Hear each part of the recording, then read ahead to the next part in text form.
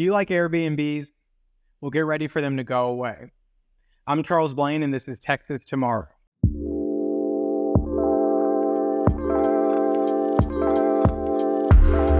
Okay, maybe I exaggerated a bit.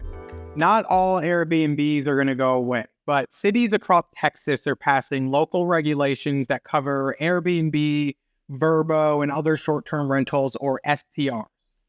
Simply put, a short-term rental is any residential dwelling unit that someone rents out for a short term.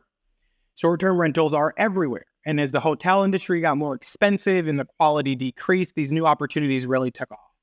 It's a $64 billion industry today.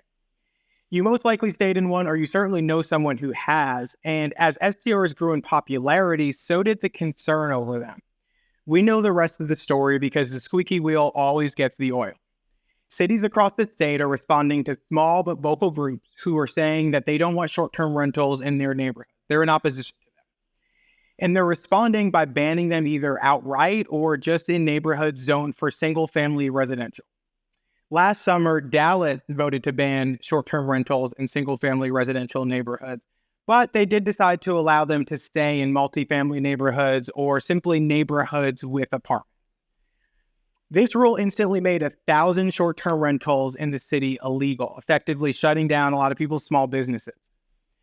A lot of these are mom and pop, maybe retirees who own a home with a dwelling unit in the back, or a couple with a two-family house that they want to rent out and make some extra money.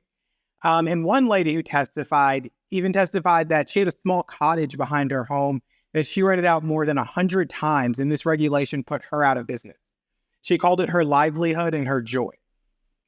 The ones that were allowed to stay in existence then found themselves subject to registration fees, taxes, rules for parking, noise rules, you name it. Any rule they can think of, they came up with.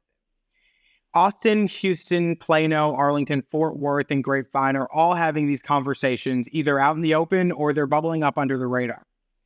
Between 2020 and 2023, Louisville saw an 83% increase in STRs, so a few weeks ago, they passed an STR ordinance. It doesn't go into effect until this summer, but it includes permits, parking requirements, fines for noncompliance, and more. Separately, they considered a 1-year prohibition on new STRs. However, the vote was delayed. Whether you make a couple extra bucks by renting out your room or your whole home, or you utilize an Airbnb when you take a trip out to the Hill Country or Big Bend, wherever you go, the spreading of these ordinances and bans is going to come to a city or town near you. Because that's what happens. Once these cities see another doing it, they decide to replicate it, and they just copy and paste these ordinances and bring them to their town, either in whole or in part.